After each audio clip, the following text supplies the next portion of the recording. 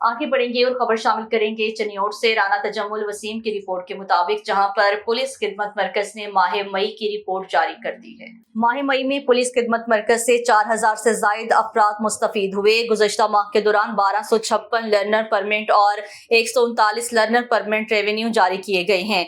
300 से जायद national driving licence और इंटरनेशनल ड्राइविंग लाइसेंस जारी किए गए। माह मई में 1680 पुलिस वेरिफिकेशन और 441 पुलिस करेक्टर सर्टिफिकेट्स जारी किए गए। 154 अंदराज किरायादारी, 45 रिपोर्ट गुमशुदगी का इंदराज किया गया। व्हीकल्स, मोबाइल फोन वेरिफिकेशन, मुलाजमीन की तस्दीक और दीगर पुलिस सर्विसेज फ्राहम की गई। पुलिस खिदमत मरकज चनियोट, भवाना, चनाबनगर, कांदियावाला शहरियों की खिदमत के लिए कोशा हैं।